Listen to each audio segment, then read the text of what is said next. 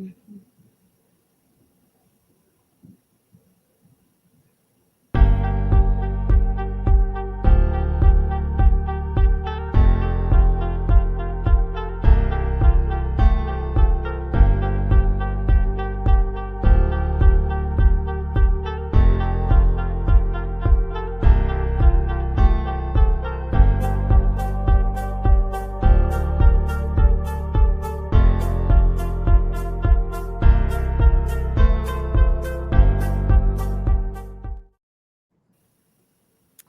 And hello, everyone. We are live right now. I'm assuming we will have more people joining every second, every minute. So while that is happening, I'll just take a moment to introduce myself and this whole event. Welcome to Evol.X and BIT Customer Experience Talks, the first one in 2025. And of course, because it's the first one, it had to be about trends. Us in marketing, especially in B2B, we have to take the wave of New Year and talk about trends. And then, I hear my colleagues, oh, not a lot of the stuff are going to change. Well, it depends on the perspective, right? E-commerce is a huge industry, fast industry, a dynamic industry, and actually things are changing pretty fast. So I'm happy we are talking about upcoming trends in 2025, especially with a buzzword that is, of course, AI. Yes, we see it a lot, we hear it a lot, but that's because it's everywhere and it's an important part of any digital industry. So I'm very happy we're talking about this today, especially because I have fantastic guests. So thank you again to my dear guests for accepting to be here today. Um, to everyone who are joining us at the moment, my name is Theodora. I'm a head of marketing at BIT, and I've been with BIT for the past 2 years.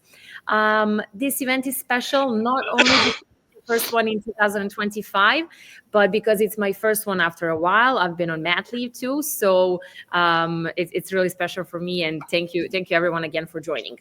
Before we continue, I love to ask everyone that are joining us, where are you guys located? So we will see people who are joining us commenting on LinkedIn. Don't be afraid to comment. Go ahead because we love the interaction. We love the engagement. So please, if you are wherever you're located, let us know. I'm tuning in from Serbia, from Novi Sad, as well as my colleague Nicola. Yes. Hello. Yeah, uh, whoever is joining us, let us know where you're located. We would love to see it in the comments. And I will give the first word to Michael. Who is joining us from Evol.X. Michael, welcome to the event. Please let us know where from are you tuning in, and please let us know a little bit about yourself. Here we have people tuning in from Vienna. So hello, Vienna. Hello, Switzerland. And Michael, please go ahead. Well, thank you very much. Well, thanks for having me. My name is Michael. I'm the head of artificial intelligence for a company called Evol.X. We are located in Vienna. I'm not in Vienna right now. I'm living in the southern part of Austria, very close to the Slovenian border. So that's where I'm calling in from. I've been working with data for over 35 years, and 25 years of those intensively in the field of artificial intelligence. Perfect. Thank you for introducing yourself. Vlad, please go ahead. Yeah, of course. Good to be here again. I really enjoy doing the webinars with you guys, with BIT. I'm Vlad. I'm with Salesforce for about 4 years. Actually, I've celebrated 4 years like last week. So it's Congratulations. been thank you so much. It's been a very, I don't know, time flies when you're having fun. Um, I've uh, I've got an experience about 10 years in retail, so I don't see myself working necessarily outside of this field. I love e-commerce in particular. I'm connecting from Spain right now, somewhere south of Alicante. The weather is, I would say, is a bit gloomy, but I hope it gets better later on. So Oh, good to be here. Thank you a lot. It has to get better in Spain, and even if it's gloomy, it's in Spain, so who cares, you know? Thank you again. And Nicola, please go ahead. Hi, guys. It's a pleasure to be here with you. I'm Nicola, co-founder of BAT. More than 15 years in the industry, and currently we celebrated eighth birthday of BAT a few days ago. So, Yeah, yeah, something from our side as well. So anniversary here. I wanted to mention that for you, Theodora, that you mentioned AI is important part. I think it's going to be integral part of pretty much in the near future. So let's see where that goes.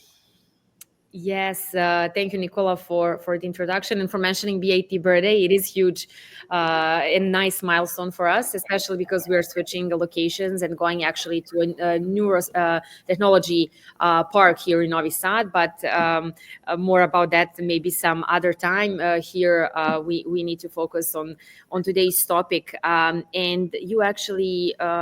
Started with a great sentence saying that AI is becoming an integral part of our industry, like all of them. So I'm really glad you guys are the speakers here today. And you know what? Next time, I think I will do the introductions because everyone, when they're talking about themselves, everyone's so modest.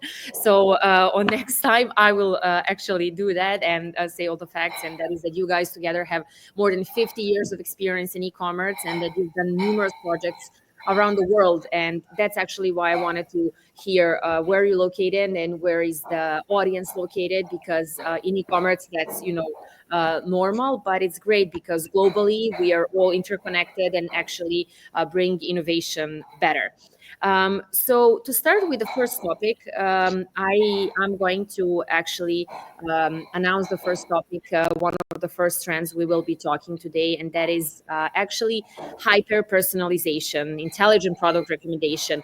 You know, when you feel that Google is listening to you, well, it is, and all other e-commerce websites are as well.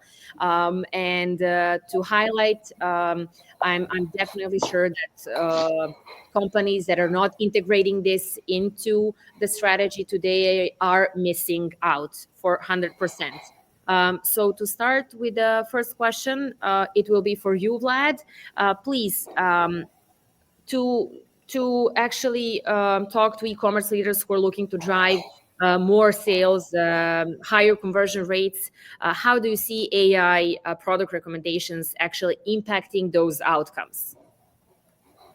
Of course. Look, this is a good question, and let me set the scene a bit for, let's say, an e-commerce application. The way I see it is like in a pyramid style, where at the base you have, let's say, the stability of the platform. The platform is always on; it can service the customers.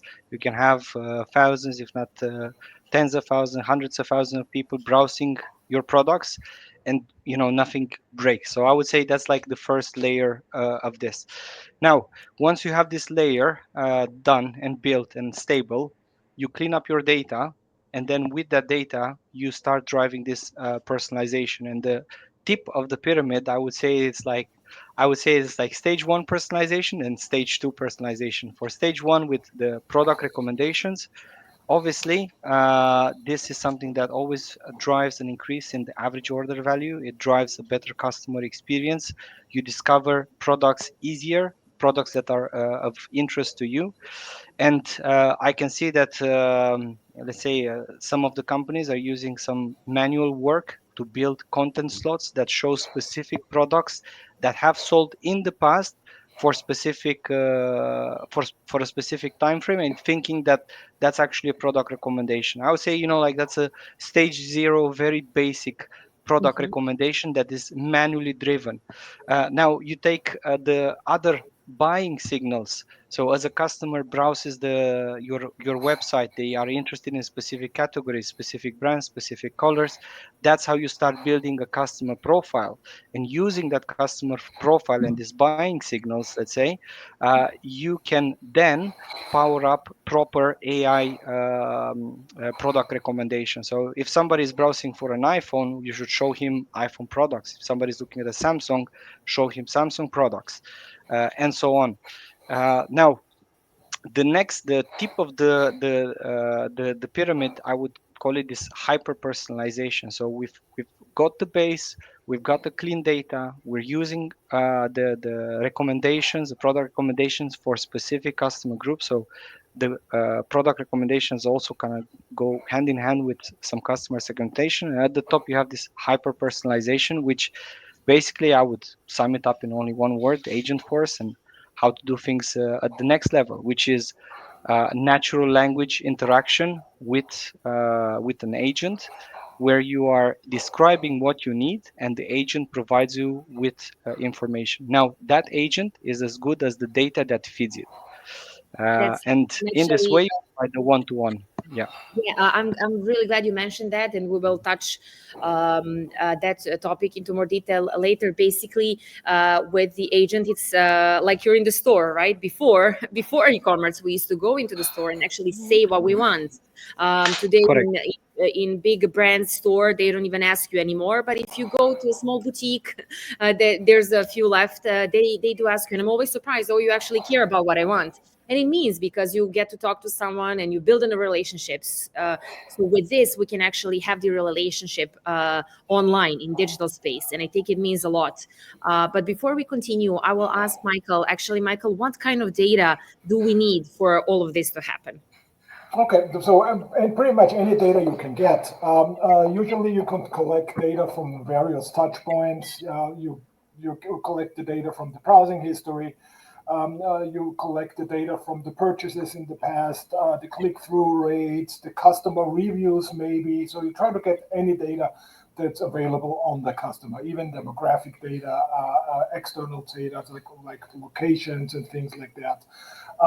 That's what you need. And as Vlad already said, the most important thing is that you have clean data that is correct. So the whole data, so if you take a data science process or an artificial intelligence process, probably 80% of the time of the whole process goes into collecting data, merging data, and cleaning data. So that's the absolute most important part. So we have a saying as a data scientist for artificial intelligence model, and it doesn't matter what kind of model you're talking about. It's garbage in, garbage out. If you feed the data if you feed the model messy data, you probably get, or it's very much likely that you get very messy results.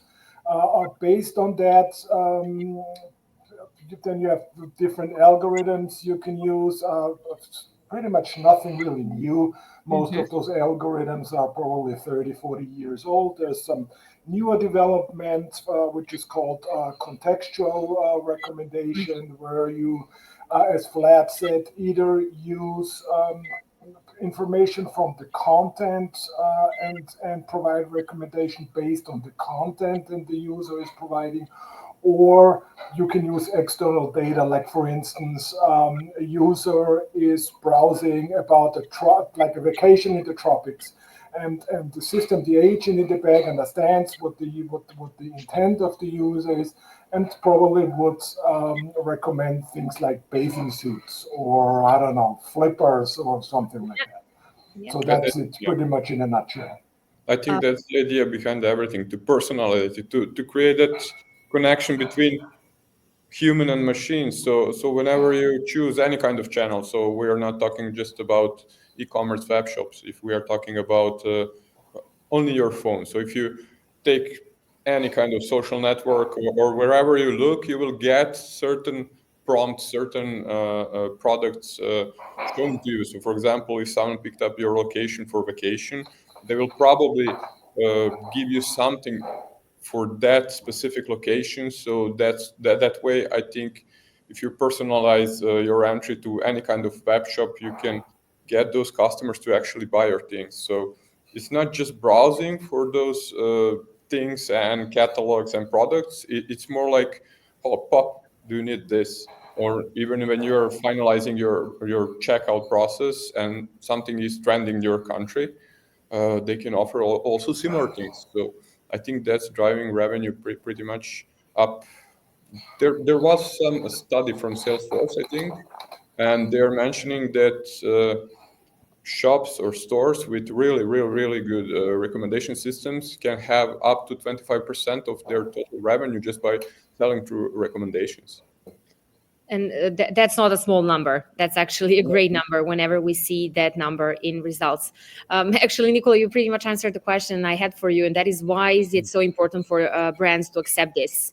Um, Basically, it is about what you said. And before we continue on the next topic, I would love just to touch base on what Michael mentioned, which is garbage in, garbage out. So basically, if we are talking about AI, I think this little phrase will stick with me, because if we are going to implement any kind of these technologies, we have to make sure we have good teams and expert teams, especially for data.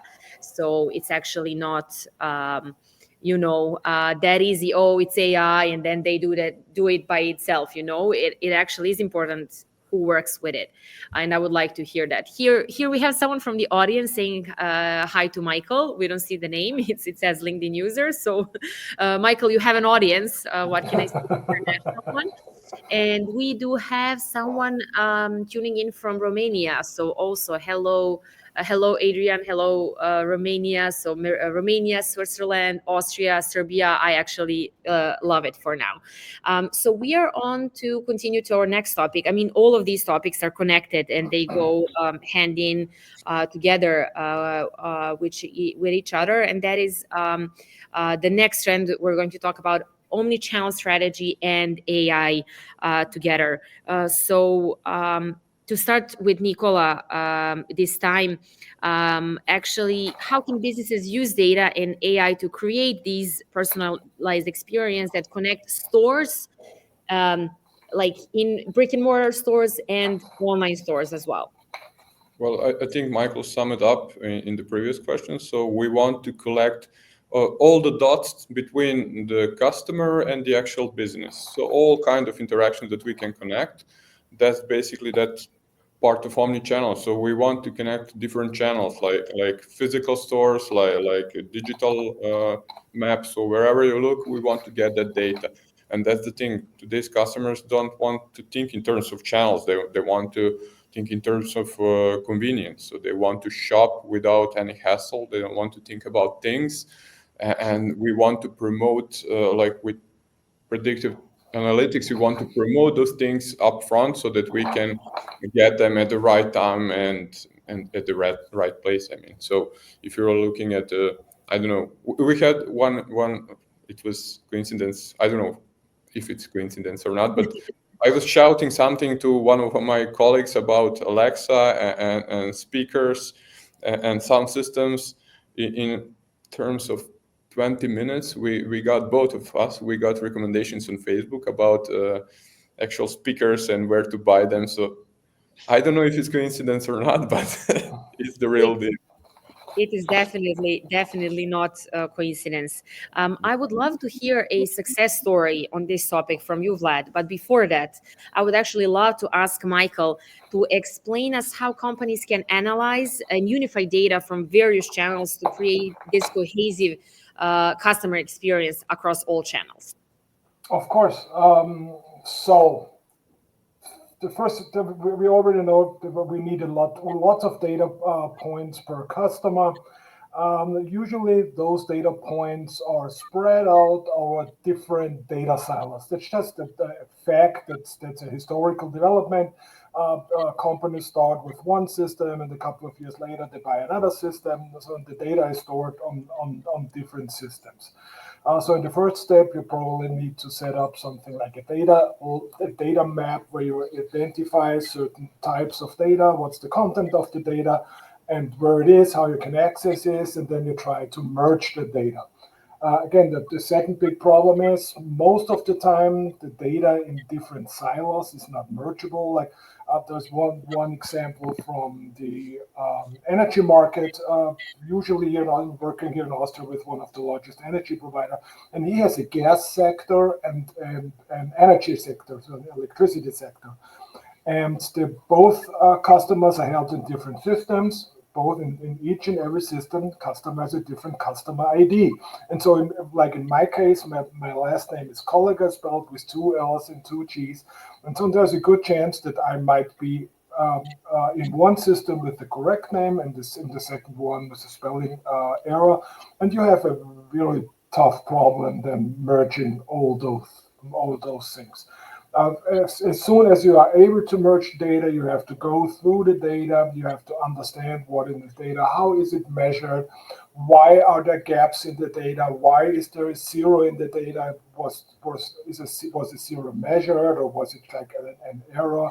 Why are there empty fields in the data, and so on? And again, if you solve the problem of data cleaning, you go into something that is called feature selection or feature engineering, where you need to measure what you want to measure. Let's one example: customer churn. The customer is deciding to, or actually left the company in the past. So what I want is to measure the customer's behavior in the last 6 months before he left.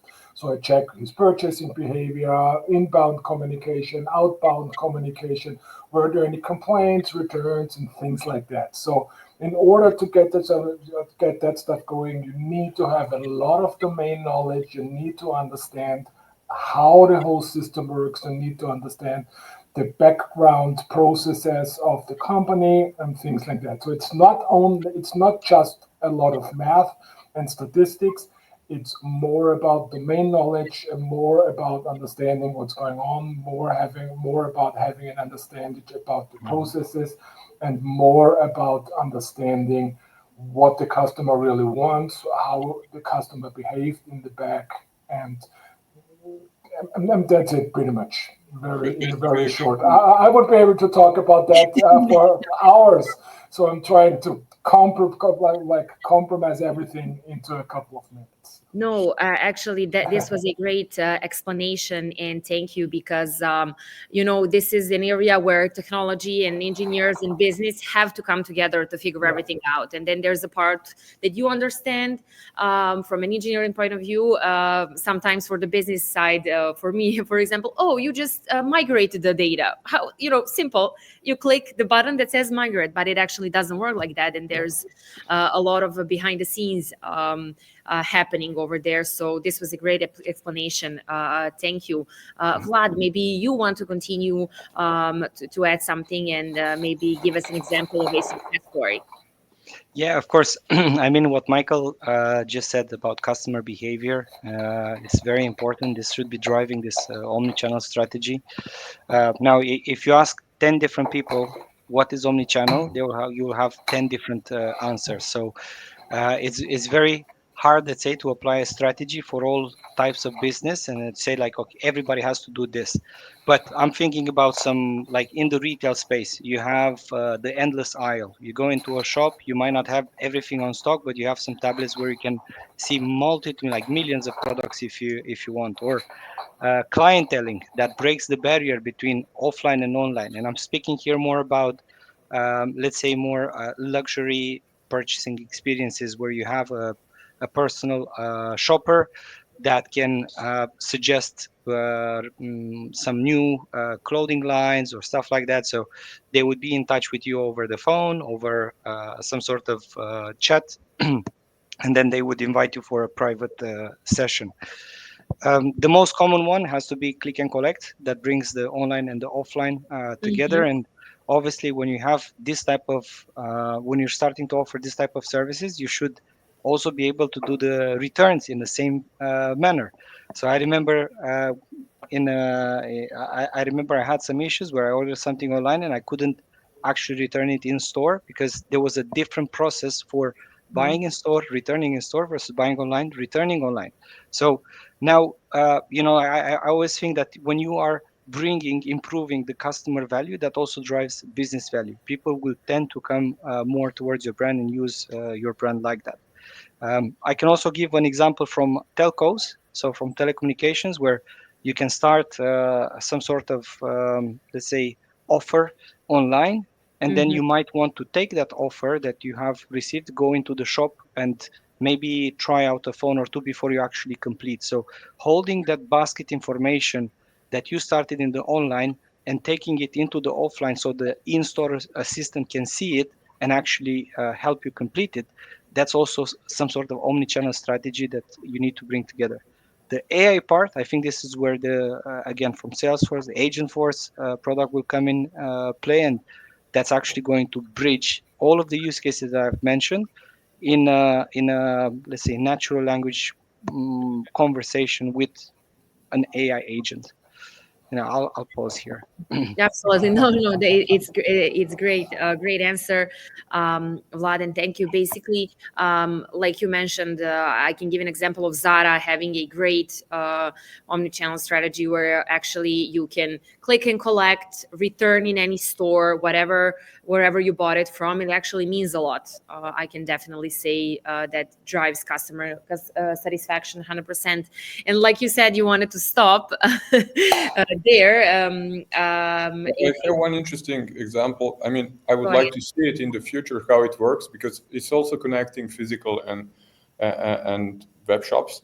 So Yeah. basically, we did maybe some 8 years ago or 9 years ago, we did geofencing. So when you enter the store, we know that you entered because you have your mobile app, and we are detecting where you are going through the store, and basically offering you recommendations or some discounts. But it was not fully personalized, so it was like on the basic level. But I would like to see how that data we can convert and hyper personalize actual digital experience by just you visiting the physical store, running around the shelves, and take that to digital, and also vice versa. So basically, whatever you're doing on your mobile phone or the web app, to translate it to direct offers while you're in the store, so while you're browsing. So that would be interesting thing to see.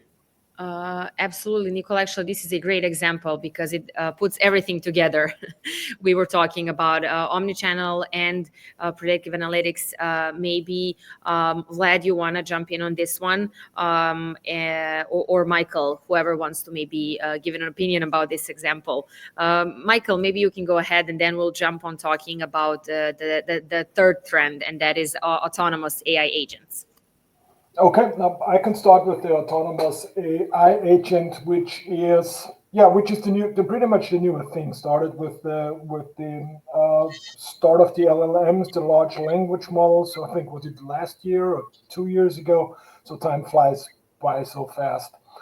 Yeah. Again, the key challenge in having a good AI agent lies in the data, but there's some additional things you need to think about. The first one is understanding customer intent. So what's the customer talking about? And it's easy for, let's say, how do I formulate it? It's easy for someone who speaks his language very good and knows how to write. So it's easy for someone who knows how to ask a question, like I'm looking for a camera, things like that.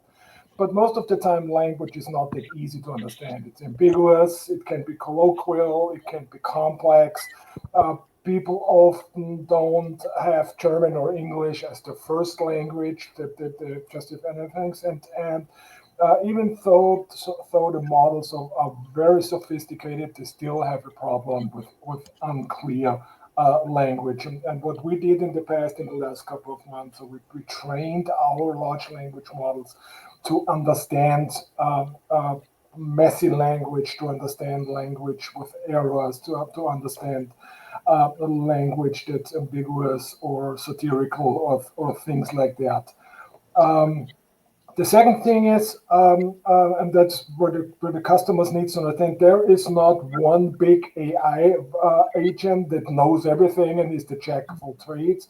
There are, in reality, a bunch of smaller agents that's kind of organized in a pyramid scheme, which means you have a top agent at the back that on the top, and the top agent actually decides based on the user input to which other agent the question is going to be forwarded, because each and every agent has just one role to play. There is not an agent who can handle returns, or there might be one agent that can handle returns, and the second one might be able to answer customer queries about opening hours, and the third one has another idea of what to do.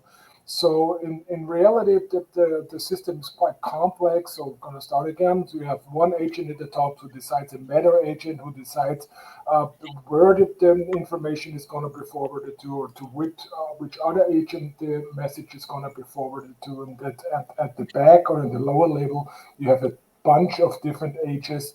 Each and every agent has a separate role, a very specific role, has a separate set of knowledge, and knows how to do a separate set of actions.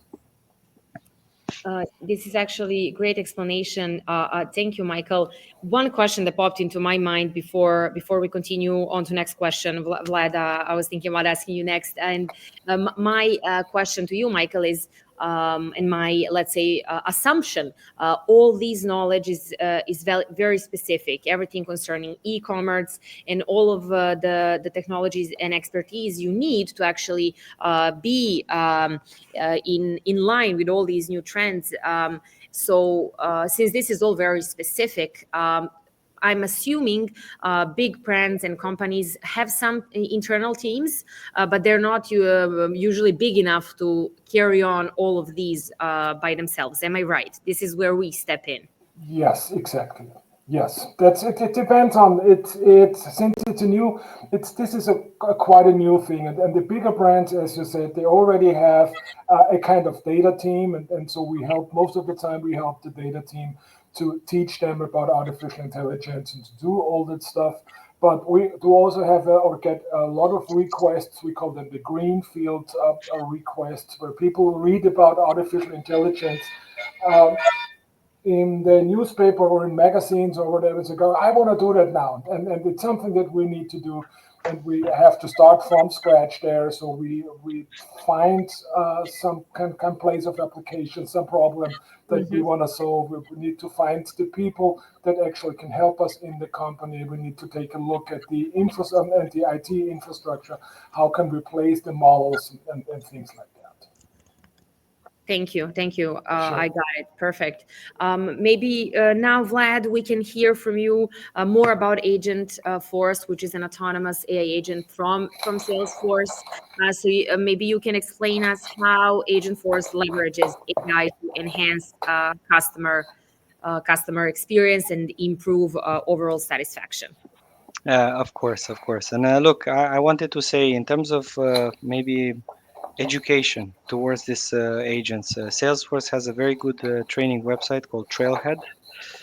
It's free to use and effective. There's a lot of valuable information there on for a lot of business people or even IT people that can, let's say, further their skills into the world of AI. Like start from the basics to even more complex scenarios. Now with Agent Force, I think this is we discuss a bit as the next wave for AI before we have robots and more futuristic examples. So we're just like one step away from that scenario, and I think with Agent Force coming into play, uh, what makes it different from the traditional, let's say, chatbots? I think all of us have been in a chatbot queue where you were going through the decision tree, and at one point you selected the wrong option that basically put you on the wrong path, and you had to start the discussion all over it. So I think what Agent Force brings to the table is a natural engagement with the customers, and the reason why it feels natural is the data that feeds the agent can be anything in the Salesforce ecosystem or even beyond. So you understand, the agent understands that Vlad has ordered this particular jacket from this particular store in this particular size. And we have a very beautiful story from Saks. It's on our website, it's public, it's very detailed, I would say. And if I go back to the website and I order something like that, and I speak to the agent, or even I ask the agent, can you give me some recommendations from the spring collection?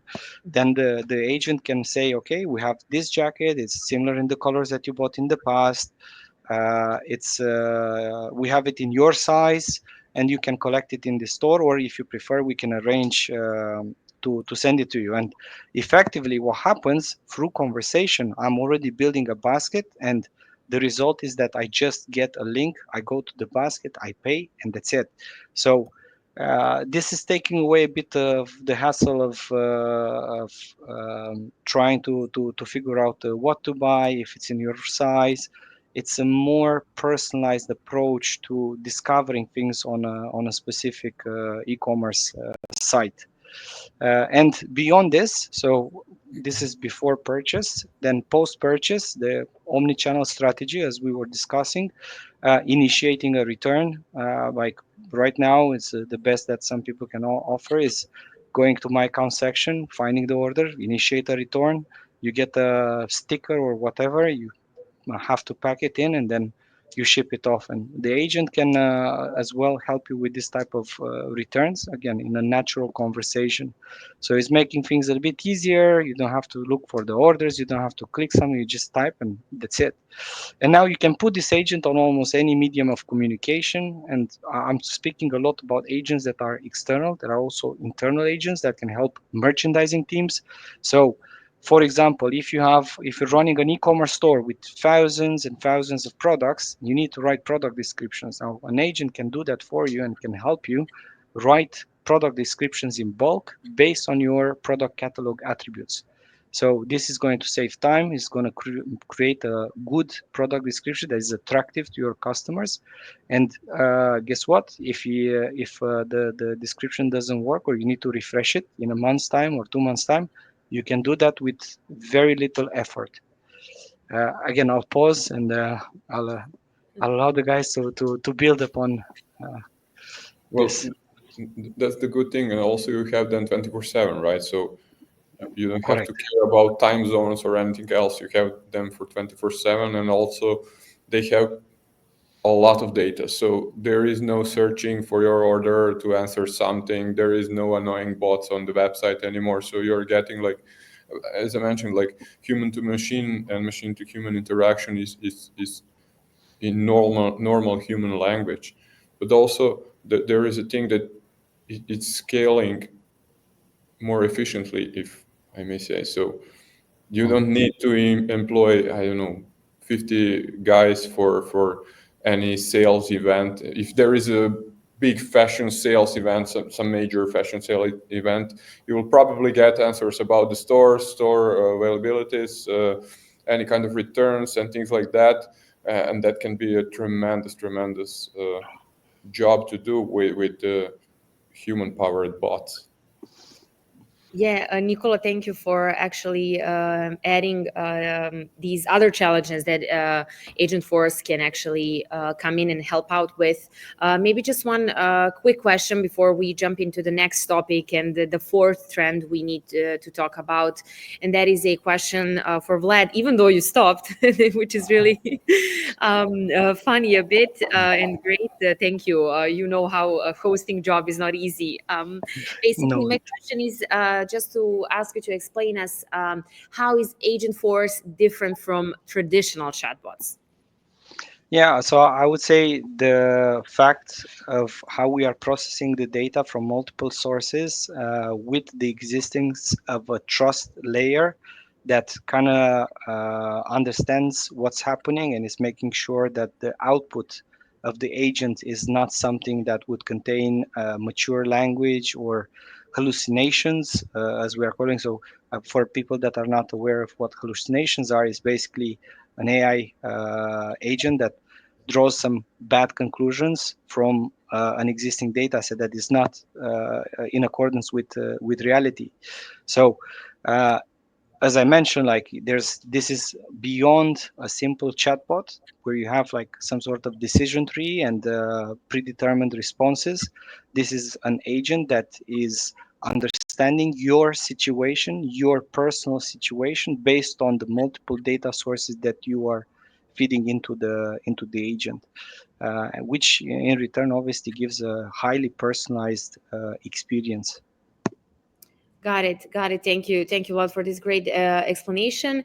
To let everyone know, we are great with timing. I'm actually really proud of all of us. Great information in good timing. It's a dream come true for marketers. So thank you. I just want to actually announce that the last few minutes will be for questions and answer section. So Q&A section at the end. So we've already got a question for the audience, but we will leave it for the end. And then if there's anything else, you guys can keep writing now, and maybe if you heard something from the specific talk, go ahead and ask now, or maybe it's something you prepared before the event. And since we're on time, I'm really happy. Can't express how happy I am about that. We will continue with our topic number 4, which is predictive analytics for customer behavior. It keeps flashing like this. Thank you, StreamYard, for listening to me. But basically, this is also an important part of all of these trends we mentioned. Everything kind of blends in together to enhance the customer experience. Whether we want it or not, we do live in the age of consumerism, where a consumer is number one, and we have to accept that, since we are in e-commerce especially. So for this topic, I would love to start with one of the questions for Michael. How can this predictive analytics influence decision making within companies? And it is already able to predict non just behavior, but customer intent. That's what we want to know. Okay, yeah. Predictive analytics has been around the block for quite a while. So it was pretty much the first application of artificial intelligence that came on the market and that companies used. So predictive analytics heavily actually influences decision making in companies nowadays. Let's try to figure out an example. Let's say operational efficiency would be something that artificial intelligence or predictive analytic helps a lot. So by predicting the demand much better than you were able before, would have better inventory management, things like that. Or at marketing, if you have a marketing message, before predictive analytics, you send out the marketing message to each and every of your customers, the same message. Nowadays, you can send a very specific message to a specific person via a very specific channel. You can predict customer behavior. Based on the prediction of the customer behavior, you can actually decide what you want to do with the customer, what kind of information you wanna play out to the customer. You have likelihoods of purchases. You have the churn rate, which means predictive analytics allows you to determine exactly when is a customer on the brink of churning, of leaving the customer, and you can act proactively towards that data. And as you said, if you scan like social media, if you scan the inbound communication with the customer, you nowadays are able to understand the sentiment of the customer. Is it like in goodwill with us, or is there something wrong, or is really fed up? That's all working nowadays fully automatically, and that helps massively. The data we get from predictive analytics helps us to actually work with the customers much more easier and much better than before. Great explanation. Thank you, Michael. Maybe Nicola, you can also jump in and explain to us how can this predictive analytics for customer behavior can help with faster customer service or better delivery, which is actually going, a bit outside of e-commerce, but like we But put it already, we have to, I guess. it's hand to hand with e-commerce. Well, traditionally businesses have relied on reactive approach, so basically waiting for a customer to ask a question or make a request. But currently, with this AI and all this upfront approach to pop something everywhere for everyone, so we are trying to get them to basically we lure them to our website and to purchase actual products. And For the delivery system, I would say even warehouses have optimizing of routes. So picking the things from the shelves is actually optimized with AI. Also, as Michael mentioned, there is optimization and predictive analytics can predict, for example, when you have a route for delivery, if it's a peak time, it's a rush hour after working office hours. I think that part can be predicted and evaded. That's more fuel efficient, and delivery can be on time that way. So I would say it's not just e-commerce business. So it's through all the industries. It's spread actually. So basically, that predictive part can be really, really good with the delivery and logistics. More as I think same as for e-commerce businesses. Yeah, I definitely agree with you. And to finish up with this trend number four, which is predictive analytics for customer behavior, I want to ask Vlad, how actually does Salesforce use AI and predictive analytics to help businesses anticipate this customer behavior? Is this something specific for Salesforce as a platform? Yes, of course, and obviously we can have this type of predictive analytics kind of in all of the products, and we're trying to bring as many futures to our customers. To take one example from the service agents, for example, if a customer has an issue and they are contacting the call center, then the agent would have, let's say, a little window with an actual next best action for that particular use case. So the internal, I would say, the internal agent would understand the context, what is the customer asking for, and then it would advise the customer agent on what should the answer be in this scenario, or in a sales scenario. If you've been engaging with a specific lead for quite some time, and you need to take up the relationship, take up the engagement, and so on.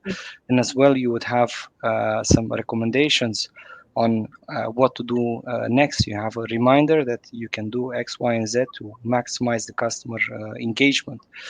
Um, so this is like sales and service, and there are other use cases like in Marketing Cloud, where it basically tailors automated journeys based on this predicted customer behavior and preferences. Like, what would you like to send to a person that is checking, like that bought an iPhone last year, maybe the next iPhone that is coming up this year, maybe they want an upgrade. So there are lots of benefits of predictive analytics, and adopting and implementing this. It's, I would say, for some businesses, it's a bit let's say, out of the comfort zone, because they would need to validate that yes, this is a good prediction, and yes, let's do it, and so on. So I think this is where Salesforce and Power with Agentforce, this is where we bring the value, that we have a lot of experience, we understand the data, we understand the customer profiles, and we will give you the best output for that. Absolutely. Go ahead, It's Nicola, please. I wanted to say it still needs human validation. So whatever you get from the Agentforce, for example, Correct. so it still requires human validation. Even if you're using Agentforce for sales processes, you want to get customer with the actual sales rep on the call. So that's the idea behind everything.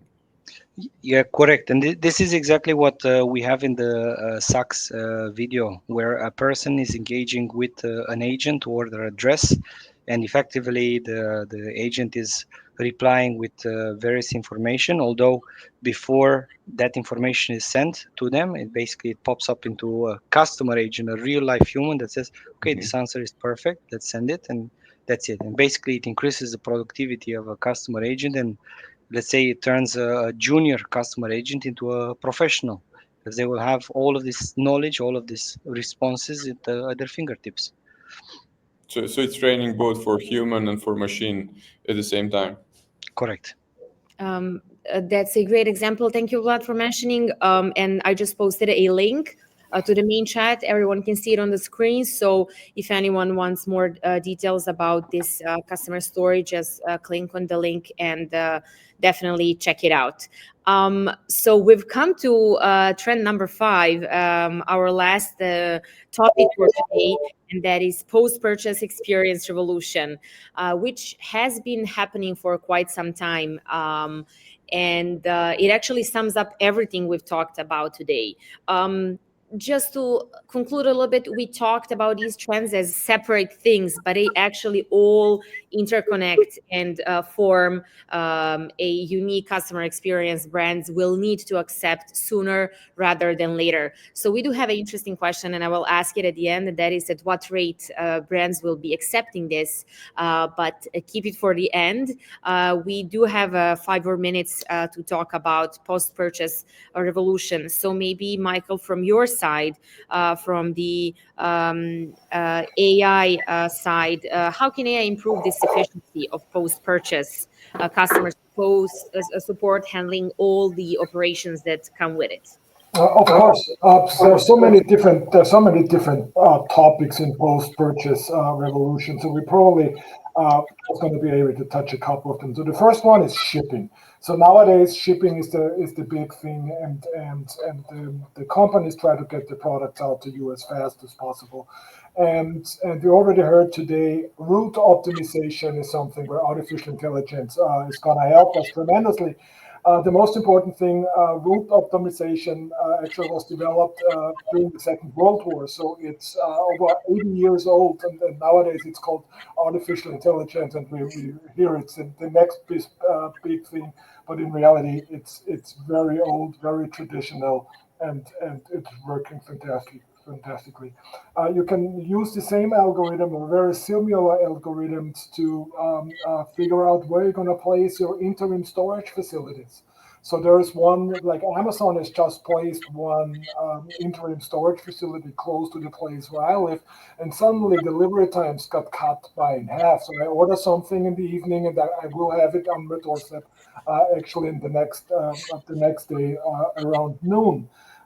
You have at the shipping, you have things like real-time tracking where you can actually see where your package is. It gives you an estimated time of arrival, so you can actually figure out, do I need to be at home, or who can pick it up at 3 o'clock when the package arrives. Another topic is returns, a necessary evil in e-commerce. We usually know people are buying 3 pair of pants at the same time. Then they're gonna try it on to keep the one that fits and set the other 2 back. The companies are investing a lot of money on artificial intelligence, helping them to streamline the return process. There are things like bots out there that help you suggest the correct right based on the product you bought in the past and did not return. The bot is able to figure out what kind of size you are and what kind of pair of jeans will fit better. And so again, another bot would be where I think Vlad mentioned it, where you just call in, say you want to return stuff, and the bot is helping you on the return, and at the end of the day is printing out the return label for you, and you don't need to call to some place or go over websites and fill in hundreds of data points to get the returns. Okay, so then we have other things like customer support. So everywhere where time is to be saved and time of agents is of human agents, it should be freed up. Bots can help, like opening hours, contact information, things like that can also easily be streamlined with bot, and actually are streamlined right now with bots. But also engage. Sorry, continue. Go ahead. No, I'm done. Go ahead. I would say the maybe most important part is continuing engagement. So you Yes. want to keep them engaged to come back. So I suppose that's upselling, and that part is most valuable to the shopper. So you can get tips on things that you purchased or some cross-sell recommendations. So if you're buying a camera, you can get some kind of lenses, or if they know where you're going to vacation, maybe some mosquito thing to protect you. So I think that engagement part also drives back customers and bring back that loyalty thing that we mentioned at the beginning. So this brand or store actually knows me, so let's get back to that store again. So let's purchase there. Absolutely. If you feel that you're understood, you want to go back there. So, to conclude with this trend number 5, which is the post purchase experience, I will ask Nicola, you to tell me also, Vlad, to tell me one thing customers do expect in 2025 from brands. To like them. Okay, yeah, that's definitely an option, a good one. Yeah, I think for me the easy answer is to understand them, understand their needs, and it's very hard because their needs change drastically every year. Like look at some of the big guys, like how Amazon impacted the way we are transactioning things. So I used to live in the UK, and I had an Amazon fulfillment center right next to the city.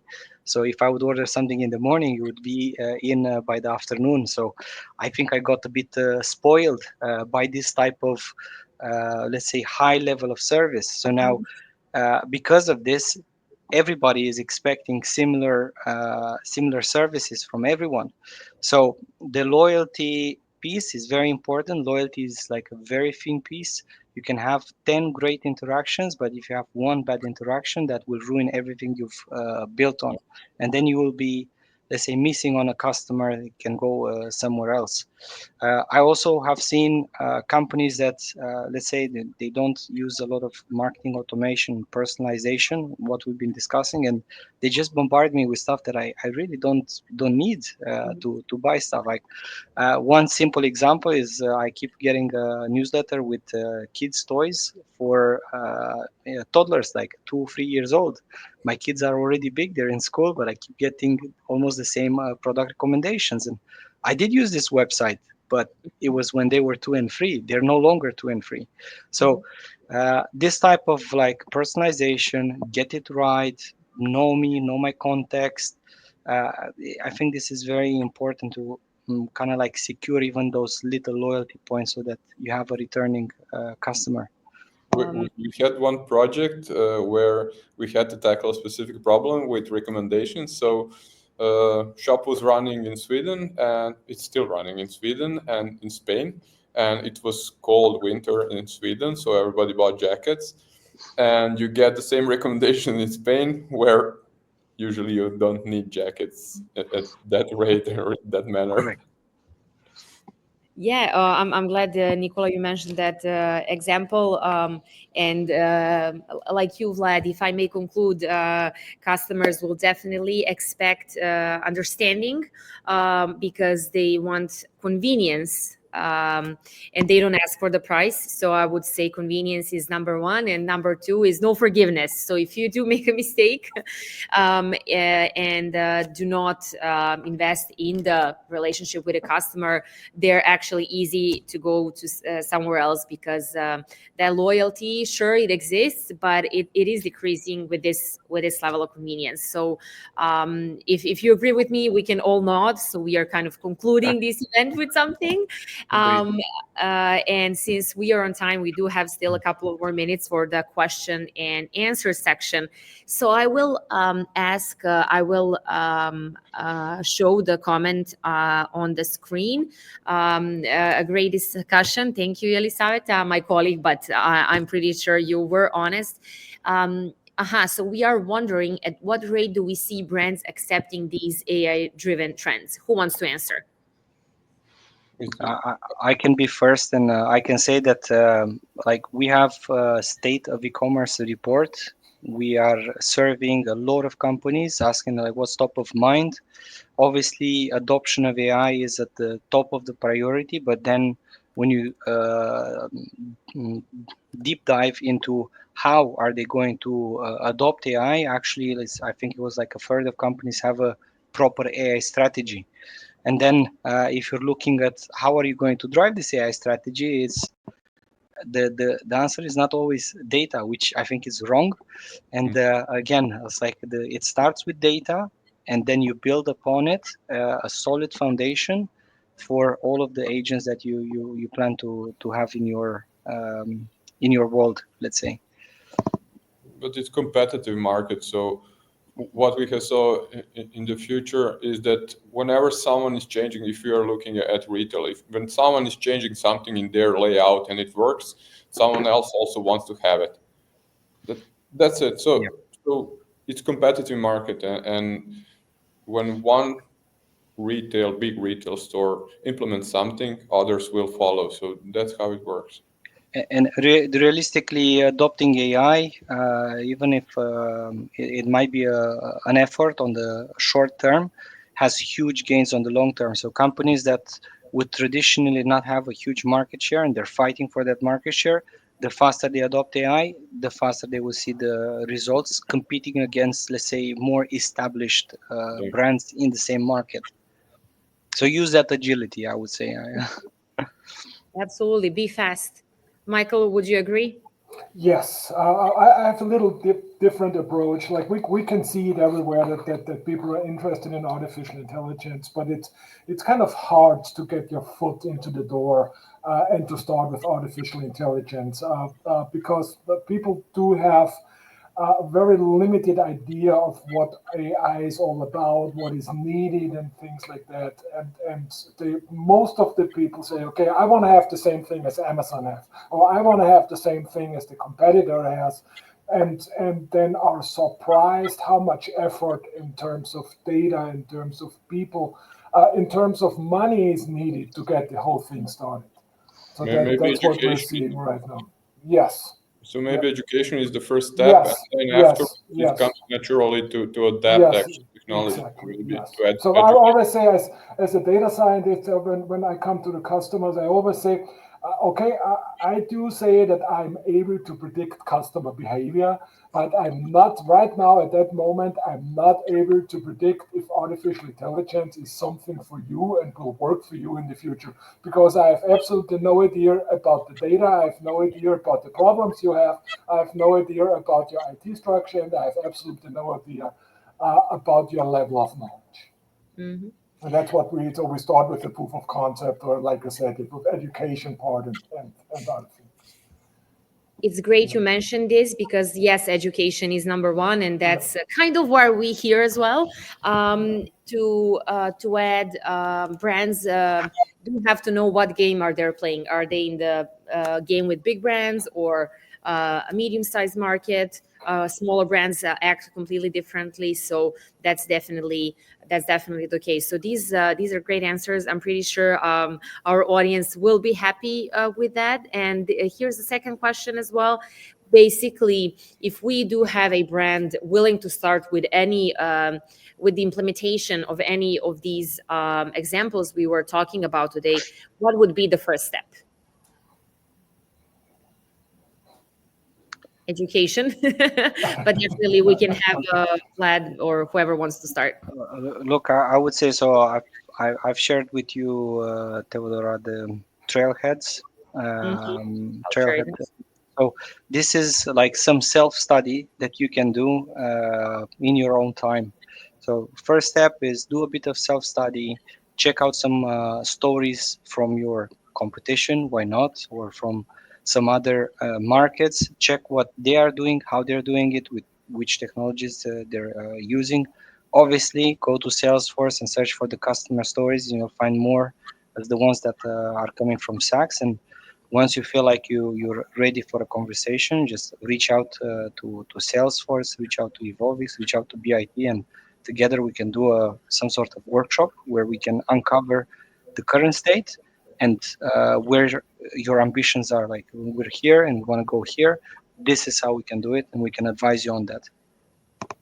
I think the steps, what is needed to actually convert your actual data, whatever you have, CRMs or ERPs.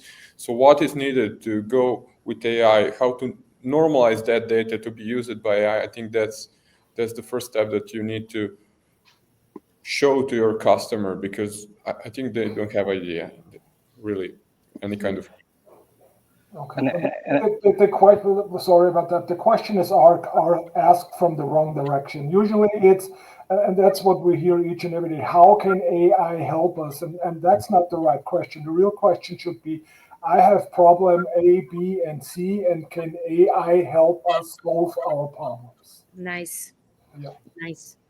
That's great, actually. Thank you, Michael, for pointing out that perspective. But basically, it's all about analyzing where we are with the business and what we want to achieve and where we want to be. Also, Vlad mentioned that there's a website, and of course Salesforce website, and the link where everyone can study a little bit by themselves and check some examples. It's also for BAT. Feel free to visit our website and check our case studies, as well as Evol.X website and the projects. There you can see a little bit more details about what we've done so far. And there's also one more question. Are you guys okay? It's then 2 more minutes, and then we will be done for the day. The question is this one: if we could put all these trends and ideas into an implementation roadmap for a certain e-com business, how would you rank them? What should business focus on first, and why? I think this is going back to what Michael said right now. What are the problems that we're solving? So like, let's start with pain points. And realistically, like for any e-commerce project that I go into, I always chase the business value. So if you are going to do a transformation for your service center, what's the business value? Like, what are we going to solve with this? What's the end result of this? If you're looking at e-commerce, you're looking to, I don't know, increase average order value. This is added business value. So we start from business values, and then we kind of like look back, like make our way back. What do we need to create this business value? We don't have to adopt a specific tool because your competitor is using it. Maybe they have a specific problem that you don't have. You're creating more complex scenarios that actually don't bring anything to you as a business.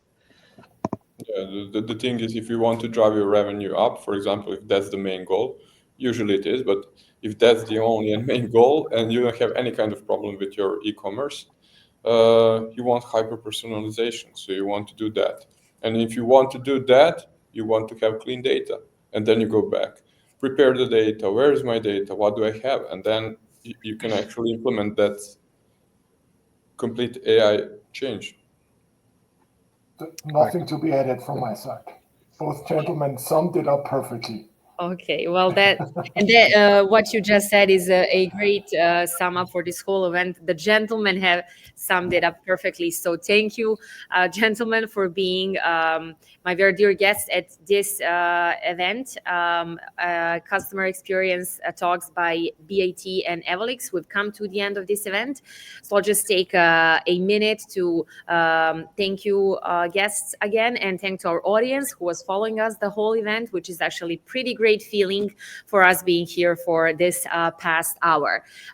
If you are by any chance in Vienna this April, make sure you meet Evol.X at IT Leader Club at the beginning of April 9th. So you can definitely contact them for that. And then if you're in Serbia, in Novi Sad, by any chance, definitely contact BAT. We will be happy to meet you. And before that, feel free to visit our websites. And Vlad, if I'm right, if they're in Spain, they can let you know, right? We're here on LinkedIn. Of course. So Reach out. message Vlad, and be free to reach out. These events are here for education and to make sure we are on the same page, communicating about important changes and trends in e-commerce space. Thank you everyone for watching, and we will see you sometime soon. Bye everyone. Bye Thank bye. you. Bye. Bye.